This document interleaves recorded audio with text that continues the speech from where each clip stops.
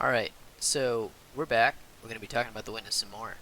Um, in this episode, we're going to go back. So we're in this nice windmill hill over here, which I neglected to mention last time. Just like I was saying, it's kind of a microcosm of the end game process of getting up here, seeing these drawings that we don't see again until the credits are basically rolling. We're also up here on top of a very small little hill. But the windmill has this kind of mountainy shape, so in a way the shape of the windmill and this little rocky hill that we're on is a bit of a microcosm for the mountain, which will of course be where the end of the game takes place, because we're going no spoilers in all these videos, or full spoilers in all these videos, besides that very first one. So for this, having completed this area, we're going to do what many players probably do after getting that wonderful view of the town, and go down and investigate the windmill.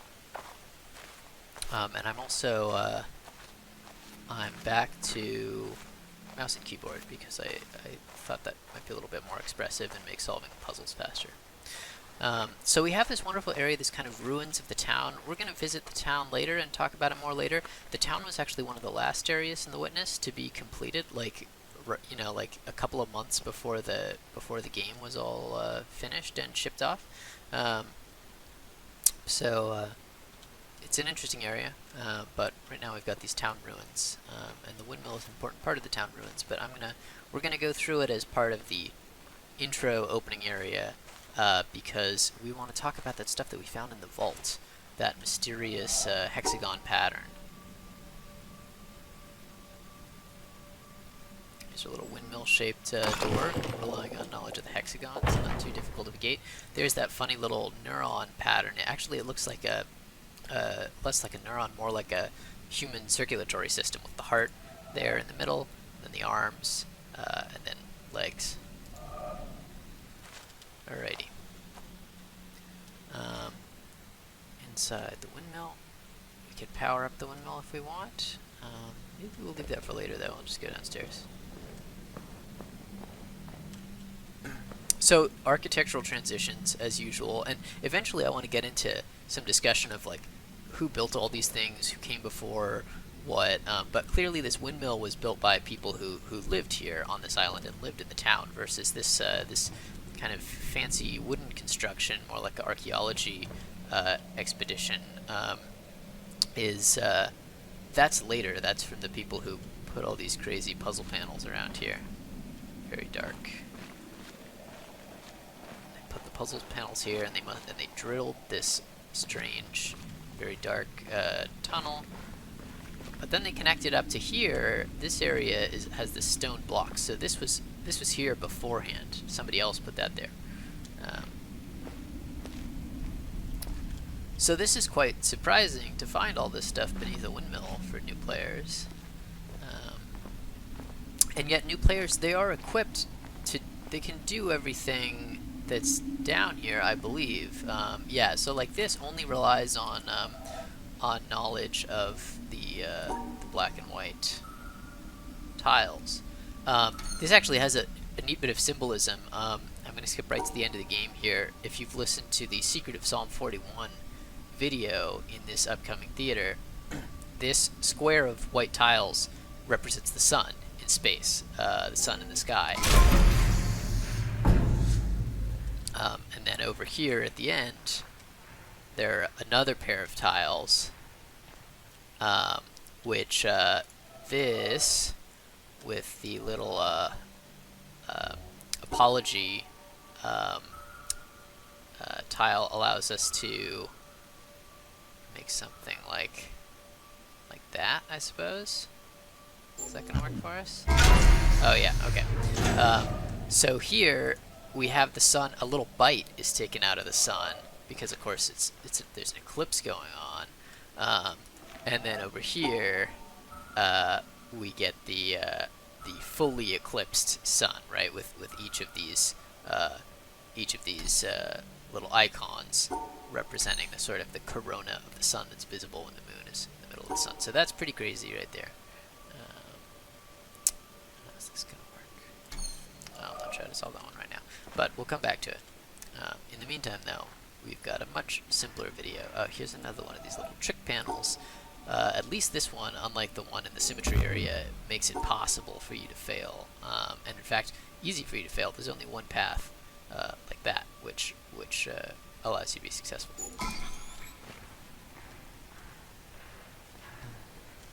But now, so we come to this very mysterious theater. As a new player, of course, you don't know anything about the eclipses. Pay attention to the green color, though. So this green color is very important. In the symmetry area, we saw this green as representing monism and the union of opposites, right? Like the dark black moon in front of the bright white sun. And here we see some more green. There's more green on the puzzles over here. I think that teal green color does have a specific global meaning in the Witness, which is that kind of unification of opposites. So let's go through and plug in the code, which is going to be like this, where we're going to start right up there.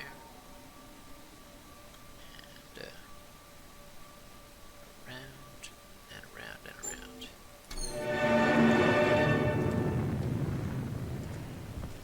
We're going to watch the whole thing. Well, that's no better a solution than any of the others, is it?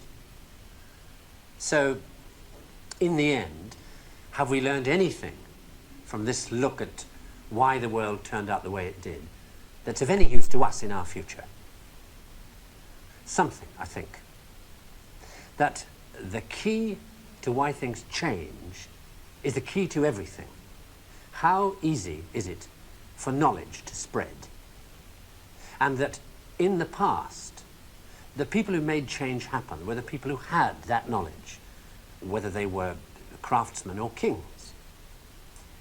Today, the people who make things change, the people who have that knowledge, are the scientists and the technologists who are the true driving force of humanity.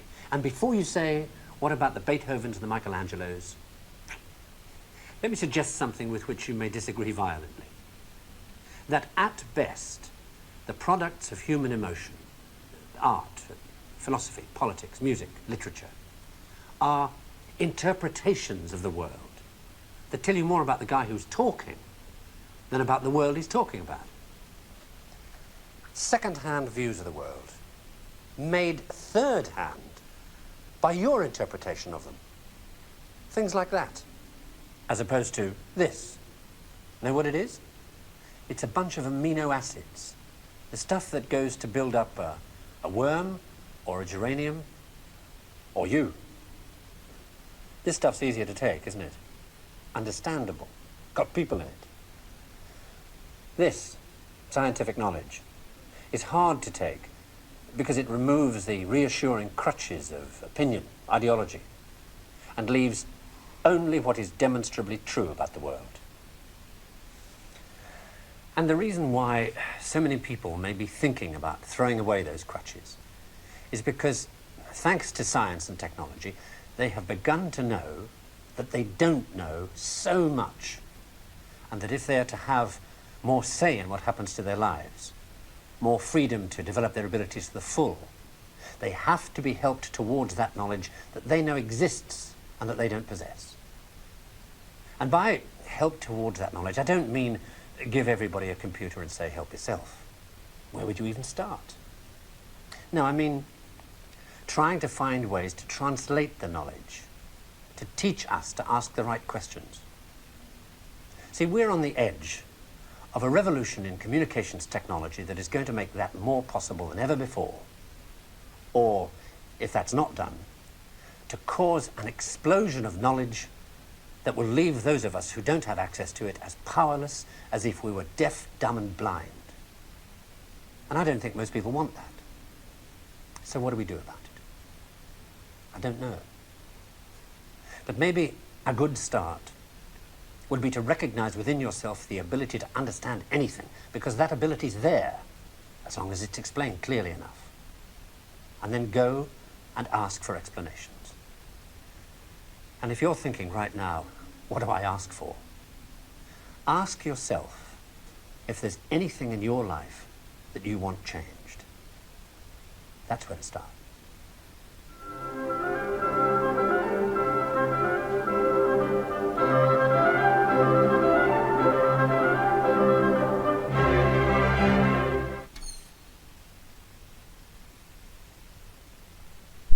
Okay, so that's a pretty interesting video, and there's a couple of things that are deserving of comment there.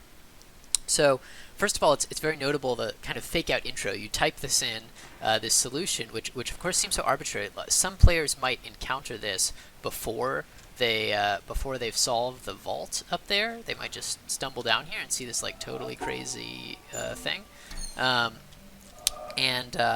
other players might come down here having solved the vault, but they don't immediately make the connection like, oh, that strange drawing I saw in the vault is something that could be plugged in to this puzzle panel right here. So then you do put in the solution, and Burke says, well, that's just as good a solution as any of the others now, isn't it? Which I honestly I hadn't seen the connections show before I played The Witness. I thought it might be like Phil Fish, like dressed up in a hat or something. It was the guy. I didn't realize he was like an actual TV historian fellow. And so that's a bit of a prod at the fact that it's an arbitrary shape, right? There's no rules here. This is a deliberate lock and key code, and you can't puzzle it out. You just have to find the answer somewhere else. So that's a very kind of tricky intro, and even for a little bit of the intro, it continues to be a tiny bit ambiguous, and that in a way that ambiguity, it applies, what he's saying applies so well to the game that it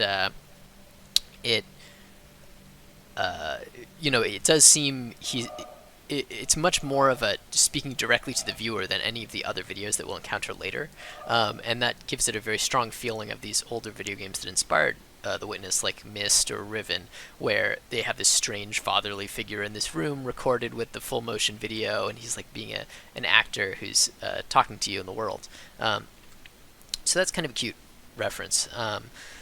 And the final thing to say about that kind of connection is that this video is a reward for the player's curiosity. Remember, we went through, we escaped the castle, we did the kind of tutorial sequences, we went back and completed that difficult vault, and that difficult vault, by the way, which also, it's a bunch of black and white symbols, and then there's that green is the color of the line. We can look at it again when we go back to the vault, but that green color symbolizing the unification of opposites, bringing together knowledge, the knowledge of the black and white tiles and the knowledge of the hexagons, in order to get into the vault and obtain this piece of knowledge. So it's a reward for the player's curiosity, and of course Burke is talking about curiosity, and he's talking about how people should go and seek out explanations, and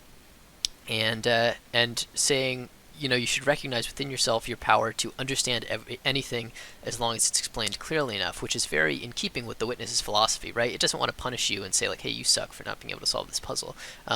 It wants to say, don't give up, and that you that you have the capacity to understand these very sophisticated ideas. It would be easy for The Witness to be a much more difficult game.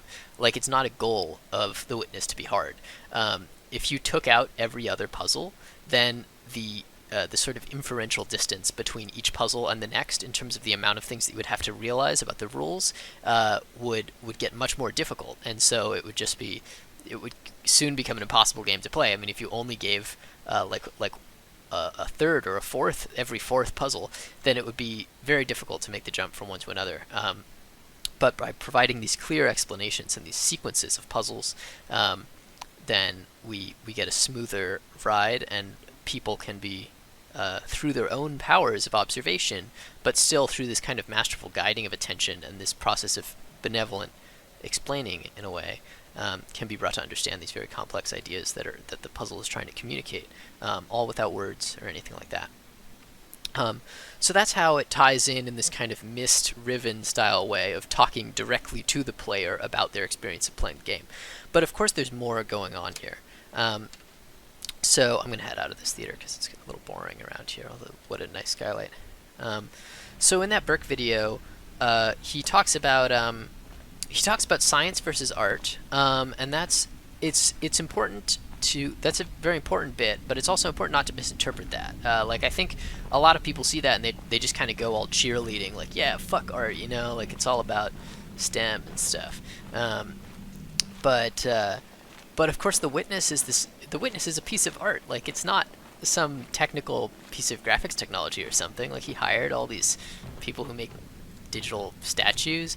So obviously the Witness can't be super anti-art because it's like all about art. And it's this very artsy video game with all of these like fancy philosophical ideas that it's trying to tell you, and it's very colorful. The Witness isn't anti-art, but it wants to. It's making a statement that this is a game about reality, and it's a game about interpreting reality and about trying to understand reality. It's not about individual people and their drama, like in the previous version about the guy Thomas on a ship that sank, and it's not about this sort of narrative. It's not about plot. It's about these kind of mathematical structures, these scientific structures of the world, and it's about scientific thought processes, and it's about trying to understand things in a technical way, even though it's full of all this kind of beautiful symbolism and color and interesting ideas. So that's the science versus art divide, which grabs a lot of attention. But what Burke is really saying is a little bit separate from that. His main point is this concern about the future of society, and that society is becoming so much more complex and technical that it might be outside the reach of ordinary people to understand the world around them. I mean, this is already true in many ways. Hundreds of years ago, when like Nicholas of Cusa was writing, you could plausibly have some experience in all of the different types of economic activity around you, like, you know, fishing and carpentry and things like that. Versus now, I mean, I have no idea what kinds of programming skills go into like just getting the graphics engine of the Witness to run properly. And I'm even a sort of a computer programmer by nature, but I just don't have any experience in this particular thing. And the world is, the world is undeniably becoming more complex over time as there's just more economic activity and advancing technology, and there's more people doing different things. And Burke has that concern that with the world becoming more complex, there's a chance that ordinary people will be left behind, that there will be just a sort of like super elite who design the world and understand these things, or super specialized groups of people who each design a tiny piece, and nobody is in a position to have any control over their lives. And that might seem like an oddly political concern for the Witness, because the Witness, you're alone on this beautiful island. It's all about these ideas of God and perception and consciousness. So it might seem strange that it's all of a sudden taking this stand on, like, is the Witness saying we should like give people a universal basic income or something? But what it's saying is, it's saying that video games and that interactive systems have a role to play here. So Burke talks about how people, if they're left behind, if they're not given any good explanations, he says, well, what does it mean to help people try and get this technological literacy? He says in the video, it's not enough to just say, well, here's a computer, go help yourself. That we as a society need to provide better ways of helping people to understand the world around them, and that we need to use technology for the advancement of individual human knowledge. And the Witness, I think, is an attempt at kind of lighting that path and saying, well, here's something that's in that direction. That this is new, not just in the sense of a new type of video game, but this particular emphasis on interactive hypothesis forming and testing, and building scientific knowledge.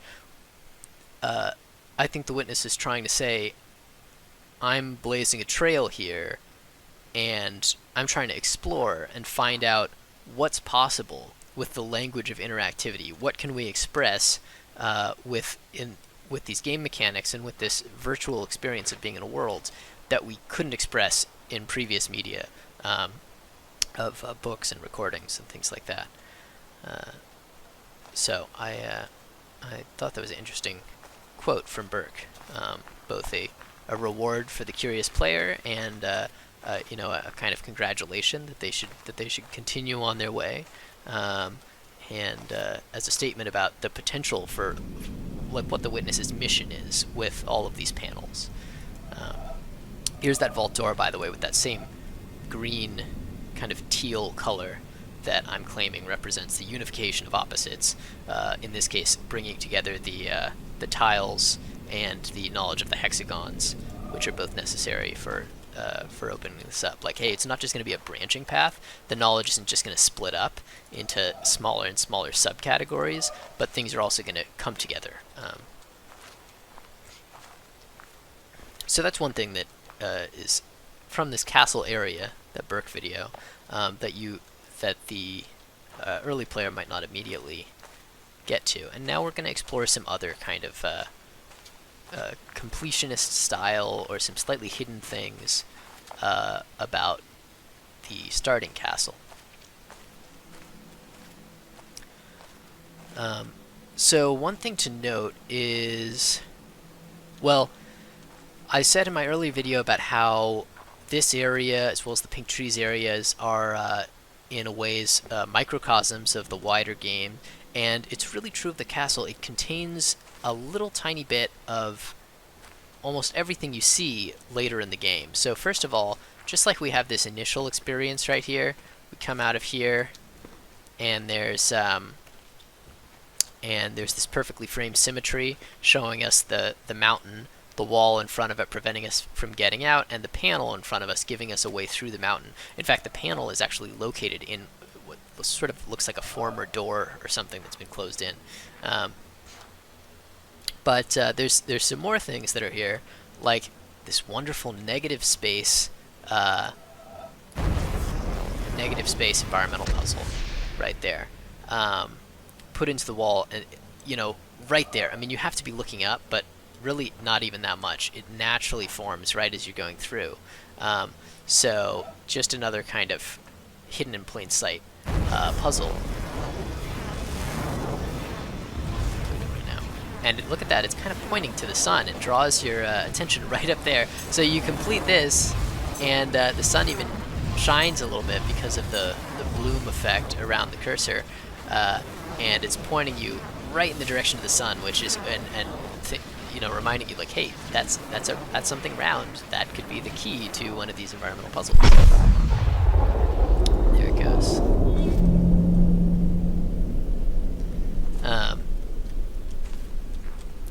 So the whole game is really right there for you, right? Within seconds of beginning the Witness, you could have found the first environmental puzzle. However, probably few people find this as their first one. But people do have this experience. It's not something that's vanishingly rare. And there are people who have gone through and completed the sort of some of the super late game stuff in the first few moments of the Witness. Another hidden in plain sight aspect is this column here, which is meaningless to a new player. So here, a new player would be hard pressed to understand this. But this is another, but maybe a player that's returning, having seen some of those mysterious Dorito puzzles and having really applied themselves, could potentially figure this out. That this is actually one of these late game cylindrical puzzles. Let's see, we're going to go up like that, and then through, and then up, and through, and we're going to weave this beautiful shape. Except, oops, maybe we're going to have to go around like that or something. It's might be more complicated than I thought. Give me a moment.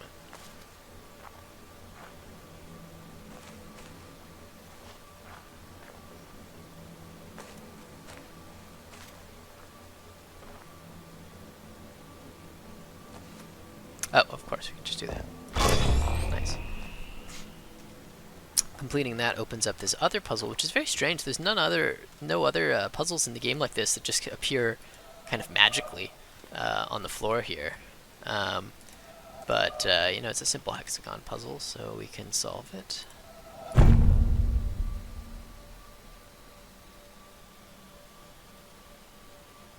Let's see. Go. there's an interesting aspect to this, which is that this too is another little hidden environmental puzzle. There we go, and this is a fascinating one because it's built out of other puzzles. We have this this little pathway that kind of provides a neck breaking the gap of this right here. But then we have this issue. It comes down here. It doesn't connect because this is such bright white. So in order to get this to work, we're going to have to turn this line yellow. And fortunately, we can do that because a failed line turns yellow for some reason in this spot. So we're going to have to find our way around while not picking up any of those hexagons. Can it be done?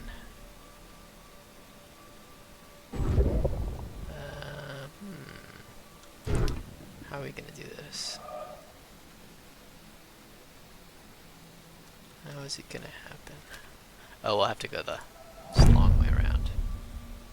There we go.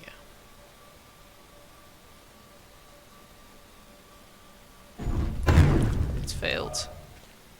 But now we can complete this. So this is a very interesting one. I'm not exactly sure what statement this is making. It's saying, okay, you have to have this failed line in order to complete this.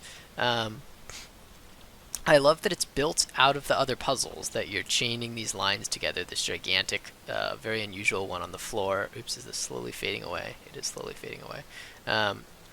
And this puzzle over there that becomes, the whole panel becomes just a section of this.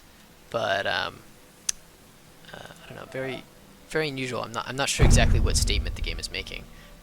By doing this, except just by showing, hey, this is a game. Maybe it's, again, because this is the starting area, trying to communicate to those early players that managed to, find out all this crazy stuff really early, or who managed to come back here with the right knowledge pretty soon in the game, saying, hey, The Witness is a game that's got puzzles inside of puzzles inside of puzzles, and things are made of other things and they connect other things. But again, not sure what this section means in particular.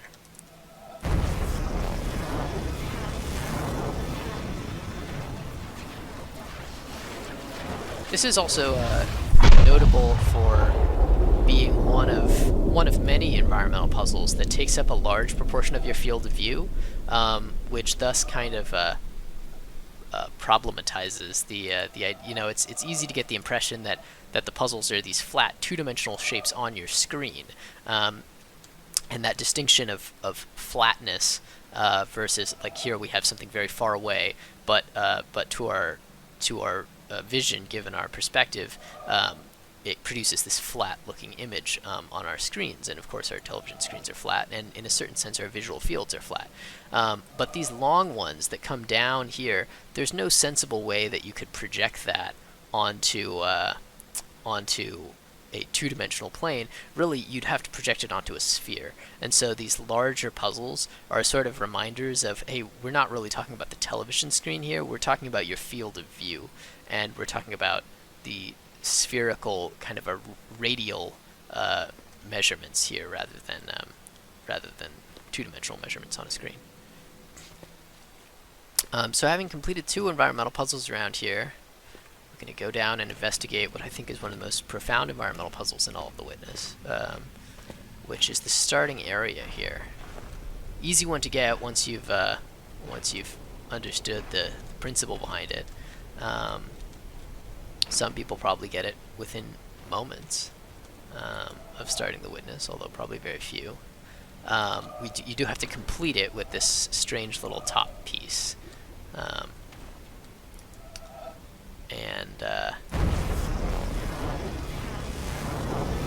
And note that it's perfectly.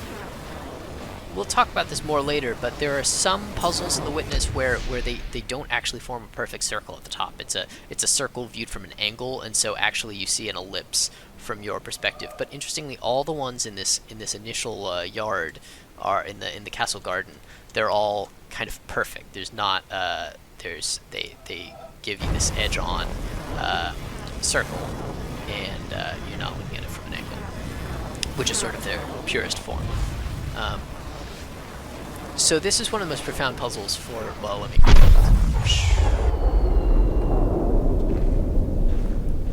That's really cool. And of course it's cool that it follows your path out there. So it's almost a puzzle that represents the player, because it takes the path of the player to zip out of this tunnel. But there's so much going on here. So first of all, this is, I mean, it's like the most basic, iconic witness shape. Second, and it matches this puzzle on the door, which is drawing a super close connection between the environmental puzzles and just like this L shape, right, is drawing the connection between making the L shape when you walk out and then drawing this. This is I mean, this vertical line is really this horizontal line here, which has to expand over there because of perspective effects.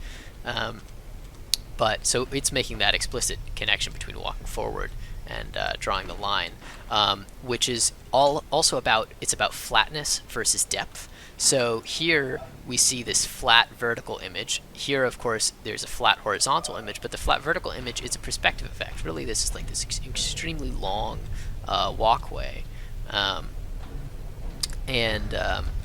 So that's a very strong declaration of intent for the game and demonstration of these ideas that the witness is interested in. In addition to that, so I'll have to put a link in the video description or something. There's a painting called, this is where we as the player start the game, right? We start way back here in the dark. There's a drawing that was made about 100 years ago by a physicist called Ernst Mach, and it's called Self-Portrait by Ernst Mach. And what this self-portrait shows is it's very different. Normally self-portraits are made by people painting in the mirror, and so of course they paint themselves maybe kind of looking over their artistic canvas at the mirror. But the self-portrait by Ernst Mach is a self-portrait drawn without the aid of a mirror. He draws his, you'll have to go and see the link because this will be difficult to describe, but he draws the first person perspective through one of his eyes. And so what you see in this drawing is Ernst Mach's feet jutting out into the center of this circular picture, and the feet are kind of in the middle of this circle, like up there, and then his legs reach down towards the bottom, and then you see his torso and chest, and you see his arms going out on either side, drawing the picture. And then around the very edge of the image, you see this very strange alien shape like you've never seen before, but then you realize, of course, you see it every day of your life.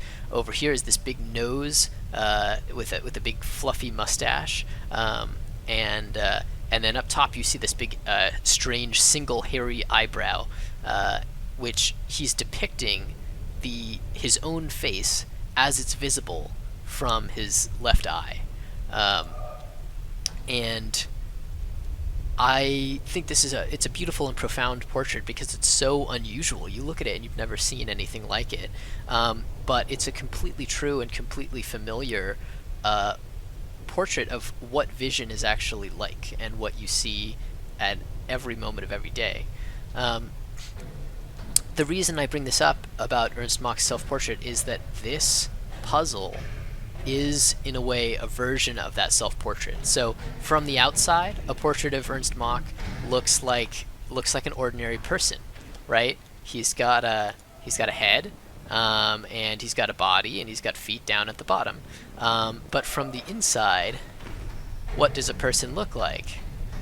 Well, from the inside, if you look down at your own body, your feet seem to go up. They're like higher up than your chest, and so your feet seem to reach up into the world. The lowest thing in the world right below you is your chest, and then all around you is the edges of your vision, is your own face, and outside of that is this kind of blackness, this area that's beyond your field of view, outside of the 180 degrees or so that humans can see. And this these ideas are discussed by a philosopher called Douglas Harding, who wrote a famous essay or a story called "On Having No Head," where he describes this realization, the same feeling that Ernst Mach had, that he said, you know, I looked down and I saw my feet and my arms, and I realized that I was missing a head.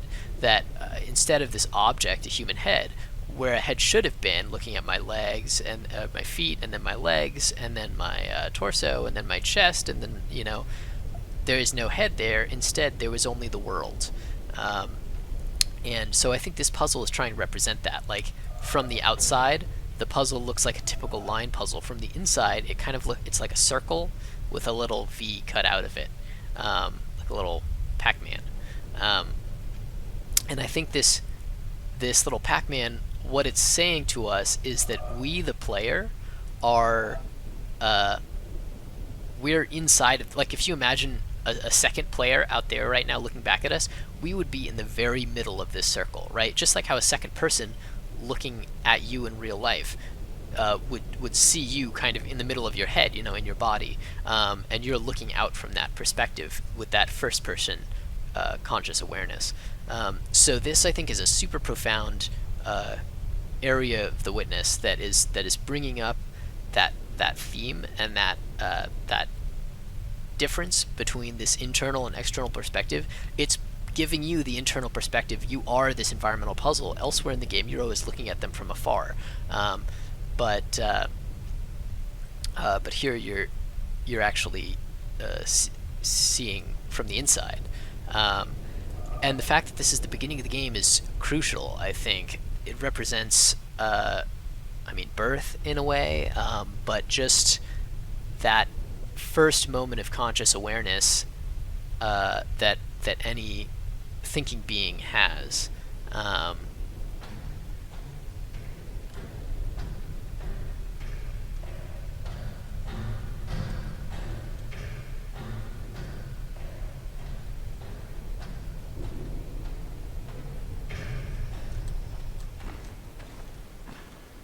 So, there you have it. That's my interpretation. It's about depth and flatness. It's about the internal conscious experience versus the external perspective of people and objects and things, and the incompatibility between them. And yet, in this moment, it's simple. You just walk from one to the other. But that is that wall. You can't just walk from the inside of your head looking out to the inside of your friend's head and then see yourself from the outside. But in this very first moment of the game, just as you're like pressing the W key or pressing forward on the control stick, metaphorically you're crossing what Kusa described as that high wall, that wall of paradise that separates man from God. And all this is happening. I mean, I really do believe that this stuff is what's intended by this moment, and it's all happening right there in the game. Like, none of this, there's no audio log like hidden around here by the door that's like, hey guys, this is what I was talking about in my game. It's all just right here in how the player moves this very first puzzle door. So I think it's really a wonderful, wonderful place in the Witness, and a very suitable place to begin the game. Now, one thing that's missing from this intro area, there's so much out here, and there's so much out here in this castle garden. Like I've said so many times, it's a microcosm of the game as a whole. One thing that's missing is audio logs. There are no audio logs, not only down there, but anywhere in this early accessible area, which I think again just goes to the Witness wanting to emphasize, hey, this is a game about non-verbal communication, and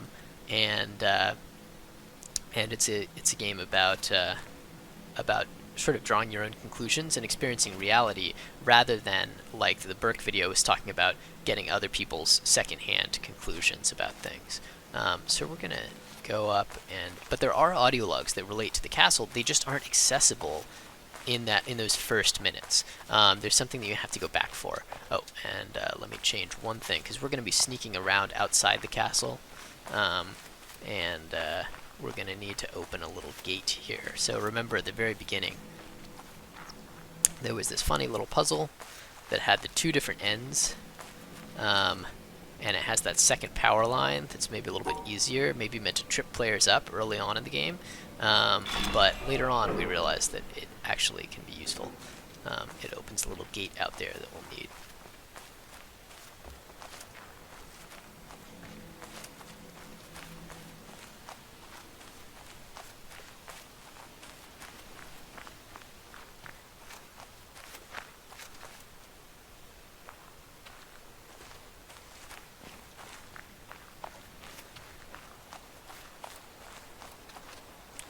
Wonderful little hill here. This is also an early place where players can manage to really see the ocean if they go exploring up here before they go through the glass house. Get a nice view. Kind of peaceful, empty spot. Not much going on here, but that's kind of nice. Here's that view into the vault, right? So a new exploring player might see something like this, and then be intrigued by these secrets down here. It's a way to kind of get a peep into that hard to access area. So up on this hill we can go into the castle walls. We can walk right along and notice the kind of odd contrived curvature of the game as it's trying to give us the that projection puzzle, right? So these rocks have to be cut out in like just the right way to make this perfect smooth curve. Get up here to the top. Beautiful views of the island. We'll get to all this stuff later, I guess, in future episodes. Here, there's a little audio log, and I'm sure that, well, some experienced players will know this, but this, just like the starting area has a very profound puzzle. This gate is itself an environmental puzzle that remember when it was lit up powerfully as this laser gate, and we'll probably talk about this more. I won't go through the ending in this episode, but you can complete this in a special way. The gate turns back, or you can simply get it right the first time before you even open this. And players have done that, and then their playthrough The Witness is only like 10 minutes long or something, and they're like, well, that was weird. But it is a possible thing to do, which is very important for the game design, to say, like, I'm not going to lock this away. You don't need to learn any of this sort of like completion stuff and building up. There's also this method of direct perception, just to complete those ideas of duality, of the contrast between the slow hierarchical piecing together of different bits of knowledge, as is the progress of scientific theory, versus the direct, immediate perception of something fundamentally new, which is that, as Pauli and Heisenberg called it, the guiding principle of Eastern mysticism in those blue panels over there. So in order to maintain the tension between those two opposites, The Witness allows you to go through this whole island and get all these lasers and go up there, and it also allows you to kind of have this immediate realization that takes you right to the end of the game. But commenting about that principle is this sneaky little audio log here, which I think is very funny, so we're going to listen to it now. I am standing on the threshold about to enter a room. It is a complicated business. In the first place, I must shove against an atmosphere pressing with a force of 14 pounds on every square inch of my body. I must make sure of landing on a plank, traveling at 20 miles a second around the sun. A fraction of a second too early or too late, the plank would be miles away. I must do this whilst hanging from a round planet head outward into space, and with a wind of ether blowing at no one knows how many miles a second through every interstice of my body. The plank has no solidity of substance. To step on it is like stepping on a swarm of flies. Shall I not slip through? No. If I make the venture, one of the flies hits me and gives me a boost up again. I fall again and am knocked upwards by another fly, and so on. I may hope that the net result will be that I remain about steady, but if, unfortunately, I should slip through the floor or be boosted too violently up to the ceiling, the occurrence would be not a violation of the laws of nature, but a rare coincidence. These are some of the minor difficulties. I ought really to look at the problem four-dimensionally as concerning the intersection of my world line with that of the plank.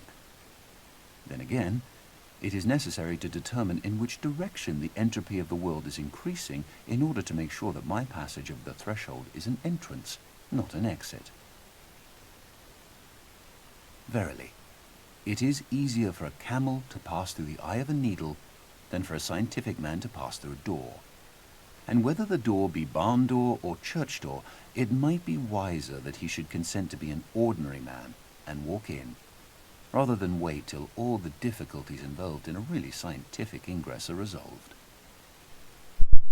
Arthur Eddington, 1927. So that's a fun quote for a couple of reasons. First of all, it's a very relevant statement on the scientific world as opposed to this mystical world. It's a reminder that the scientific world is the kind of objective world as described from science is so distant from our everyday experience. I mean, really, we think of the world of mysticism and conscious awareness as the strange kind of exotic one, but it's the world that we're living in every day of our lives. It's the only thing we've ever known is our awareness and our perception of the world. Somewhere out there, we believe in an objective reality, and we believe that there are things beyond ourselves, laws of physics, and maybe more. But this, when you describe this world, it seems so completely unlike anything that we experience in daily life, as the scientist, as Arthur Eddington is describing. The fact that particles are mostly empty space. The fact that time doesn't seem like it seems like it can go either way, and it's just sort of a fourth dimension, just like the three spatial dimensions. These are so alien to our daily experience that they seem to have no connection to what we do in real life, and yet of course they're intimately connected on many levels to what we're doing in our daily lives. And then what makes it such a funny joke is that it's here on this crazy laser door, which when you open this environmental puzzle, creates this magical portal that links to another place on the island. And so what would you have to do as an actual technological society to create a portal like that? Well, you would have to actually measure the velocity of all of those particles as they cross the threshold, and you would have to disassemble those particles and then transmit that information. I mean, this is one way you could do it. I don't know, maybe you could create some kind of wormhole or something. But in order to create a magical portal like that, you really would be, as Arthur Eddington is saying, working out all of the difficulties of a truly scientific ingress. And so the witness is making a statement here. First, it's reminding us how distant and strange and impossible and far away and unrelated the scientific world seems to our own world. But he's also, the witness is also saying that this scientific knowledge, of course, is real and useful, and that understanding it could lead to these amazing, unprecedented abilities. So that these are the fruits of, and it's also interesting that this door, which the environmental puzzle represents the kind of enlightenment, the direct realization, with no kind of build-up, a sort of I forget if it's the Soto or Rinzai is the direct realization, but it's interesting that the environmental puzzle is sort of the prime symbol of that instant realization, and yet the door itself, as declared by this audio log, is not just magical, but it's kind of a triumph of hierarchical scientific thinking and the slow piecing together of knowledge about the electrons, about the space-time, about the thermodynamics, that allows us to have that ability.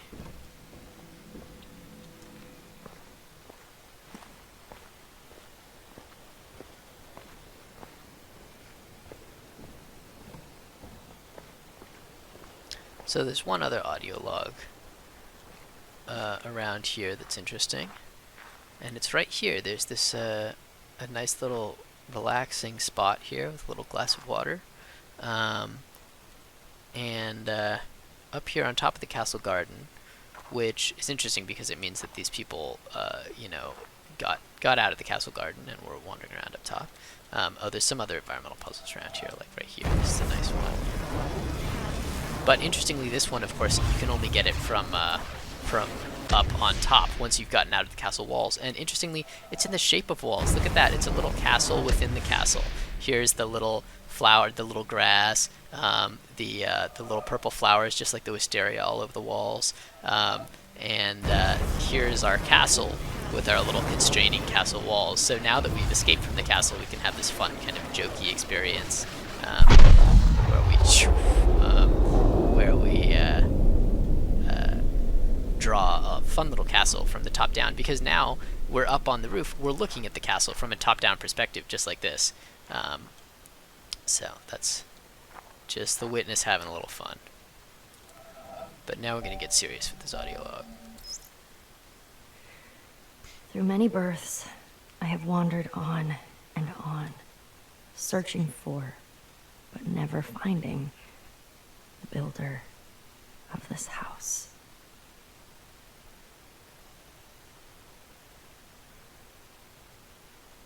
Interesting. So there's no attribution there.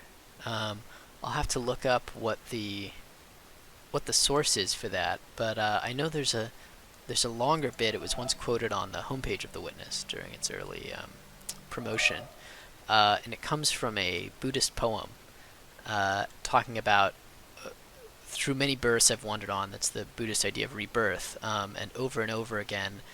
I think the rest of the poem continues in a way that's saying, like, house builder, you're seen. You will not build a house again. The beams are broken. The roof is undone. Everything is kind of collapsed. It's saying over and over again that the house represents the ordinary bonds of consciousness and life, and I think the undoing of the house in the poem represents the Buddhist idea of nirvana, and of kind of snuffing out the that conscious existence in favor of whatever lies beyond it or behind it. That kind of nothingness and freedom and emptiness in the technical Buddhist sense. But it's interesting that the game here, it doesn't attribute that, and also cuts off the rest of the poem, leaving us with just searching but never finding the builder of this house. So it's more, it's taking it.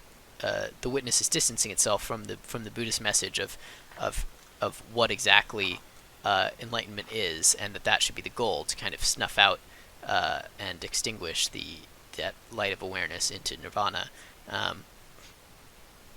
But instead is focused on more understanding, like who built this, as more of a quest for God in a way, or just to understand the fundamental nature of the universe, which is maybe that's the strongest candidate for the central theme of The Witness, if it can said to have one, is bringing together all of human knowledge and bridging the gap between these two different fields of the subjective awareness versus everything we know about the physical world, to try and build one unified conception of everything that's going on. Why are we here? Not just in the sense of like, why did we evolve here, but why does anything exist at all? What is consciousness? How does it arise? Why is there something rather than nothing? In terms of an in-game story aspect, the fact that it doesn't have an attribution, that makes me feel like, and the fact that it's right here next to this kind of hangout spot, makes me feel like this was not supposed to be a placed audio log, in the way that the others are kind of hidden around, like a parent hiding the Easter eggs for their children. This feels like it was a more personal reflection by a character. Later on in The Witness, there's kind of wacky stories revealed about how the whole island is this virtual reality game designed to kind of hack witness consciousness. I'm very much in agreement with Electron Dance's Unbearable Now video that he describes the background story pretty well, and he also describes that it's a little bit annoying, which I agree with. But this little audio log, I feel like, in that context, is being made by someone who's in this world and playing over and over again, right? In order to get to this spot on top of this castle, you would have had to have unlocked this gate, which means that you missed the kind of ending of the game, which means that you're going to be playing through all those islands and going up to that mountain and then taking that elevator and just getting shoop right back here in that endless cycle of rebirth and not exactly suffering. I mean, it's a fun game, but in that Buddhist cycle of suffering and rebirth, and not finding that enlightenment escape represented by the hidden ending of the game. So I think this is sort of the lament of that character who's going through again and again and is unable to make that realization to finish the game, but in context of the story, that's more like achieve a state of enlightenment. Through many births, I have wandered on and on, searching for, but never finding, the builder of this house.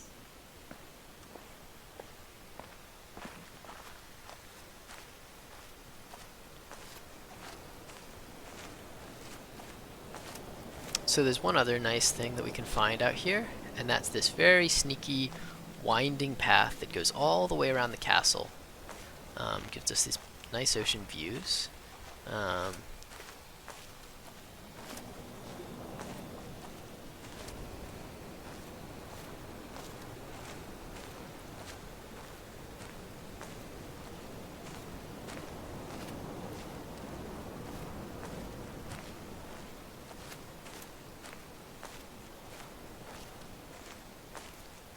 Very long, kind of almost ostentatiously tedious path walking around here. All around the outside, very completionist. And we see these puzzles reflect the fact that we're doing something a little bit hidden and completionist. You have to, that gate was open back there, but the little gate in the castle had to be powered. So you'd have to run back inside the castle and then back outside. And you have to go around and do a lot of kind of silly completionist stuff, and then you get to this puzzle, the hexagon puzzles. This and another one on the door beyond this are both hexagon puzzles that both ask you to collect every single hexagon in every last corner, and take this very winding path in order to do so. So those, that could have been a separating black and white tiles puzzle, but he chose it to be a hexagon puzzle because it's telling you that what you're doing right now is a very completionist activity. You're getting every little tiny dot, and you're making sure to do a very good job, and you're going for the collectibles. And what do you get back here as a reward? This is super funny, I think. This would be like the wall. It's conspicuously like super beautiful view of the town, but there's this giant rock right here. Like there's no reason for this rock to be here, except maybe it blocks you from completing like that environmental puzzle or something. But there's the rock. It's like it totally blocks your view. Versus from out here, well, I guess you have a tree blocking your view. Yeah, so you don't really get to see it. But you might think, oh, you open the store and it gives you this beautiful view. But that would be giving you a little bit of the wrong impression, like you get the reward of the view for doing this completionist activity of getting all the dots and finding this silly snaking path through the island. And so instead, the witness rewards you with some completionist-y things. It's like, okay, you want some collectibles? Here's some collectibles. Here's this little thing that you can figure out. This way you fail. Maybe if you're really clever, then you can start to piece together that the rules of the Dorito puzzles, and then a little bit more substantively, you get this nice audio log, which we'll listen to in a moment. But first, I'll complete the second completionist hexagon puzzle. Let's see. It's a beautiful spiral. How pretty! And of course, that is kind of imitating our path that we took. Imitating our path that we took around the castle. It's a very spiral castle. We start inside the castle, then we exit the castle walls, then we go back on top of the castle, and then we go around the whole thing. this audio log. Of all the communities available to us, there's not one I would want to devote myself to, except for the Society of True Searchers, which has very few living members at any time. Albert Einstein, 1924. So that's an interesting quote. The Society of True Searchers is I think another little kind of completionist mindset reference. People who are really going to go. I'm not sure if the witness, earlier I was acting a little bit disdainful, but it has a positive opinion of these people as well as a negative opinion of people who are, they take the initiative, they try and track down every last little mystery. They're going to be the sorts of people who are going to appreciate those little Dorito puzzles. So that's kind of interesting. But Einstein's quote is also, it's expressing a bit of alienation, and that also, I think, explains some of the meaning of this rock. It's blotting out the town. The rock is saying, hey, I'm on my own. I'm not part of this economic activity of all these people over there living in the town, mingling together. I feel this special calling towards this kind of philosophical inquiry. You certainly don't have a blocked out view of the mountain. So I think here the placement of this audio log suggests some of the sense of isolation and alienation that can come with this interest that Jonathan Blow is trying to express, and it's a little sad. Yeah.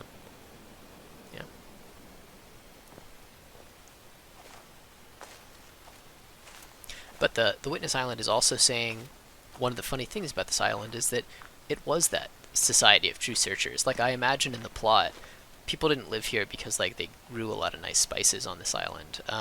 People came here because they were looking for this kind of, I imagine this almost as like a Shangri-La type, a mythical island of philosopher kings, all of whom, even though they're doing very different things, the Witness sort of represents like the island in the science fiction book Children of Men, or Geneva, or in the science fiction book City, is kind of this miniaturized outpost of humanity where you have all this arts and philosophy and science happening on in this thriving way in miniature, so that you have that small town feeling, not the huge alienating society.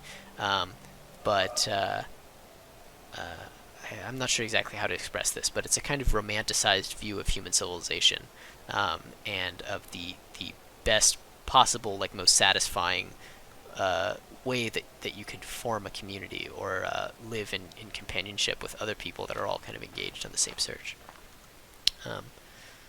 So I think that's about it for this introductory area. Of course, we have the Magic Sun Gate, which maybe we won't go through it right now. We'll leave that discussion for later, perhaps. Oops, we'd have to power this. But I do want to mention, because I'm such a Braid fanatic, that it is a Braid reference, the existence of the Sun Gate, and because the idea that the sun represents enlightenment is, maybe this is a bit of a stretch, but the sun is powered by fusion, and it's a giant fusion explosion. It's up there in the sky, and so in a way, this kind of this luminous nuclear object is a little bit similar to the atom bomb symbolism in Braid. Just a little bit. Maybe I'm just crazy. But the idea of having a nuclear fission being a symbol of enlightenment feels like just a bit too much of a coincidence for me. Another aspect of this is that, of course, it's pure white. Like, the pixels are literally, 255, 255, 255, which makes it distinct from any of the other whitish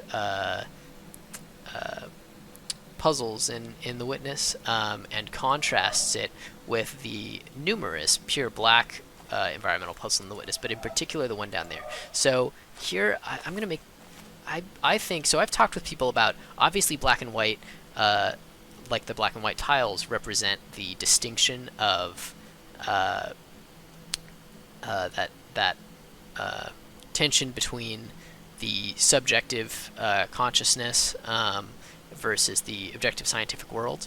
But I think that the specific colors have specific associations. In particular, I would say that black is probably more associated with the internal subjective awareness, partially because when you meditate, you close your eyes, and that gives you a powerful sense of that internal first-person experience. And when you close your eyes, it's dark. And the white probably symbolizes is more on the side of that categorization and hierarchy and division of knowledge about the physical world, because white symbolizes light, which allows us to see things. Now you can make the counter argument. You say like, well, but light is vision, and vision, like in that Kusa quote. But this is just, I think that it lines up a little bit more, so that the symbolism of the color white is having this is this scientific technological thing, and then seeing it in this door where it symbolizes both the immediate perception of enlightenment, but also this kind of magical door that's only possible with this advanced scientific power, helps it line up with the idea of scientific technology, but also both of those coming together to produce that kind of final enlightenment and truth that the game is all about.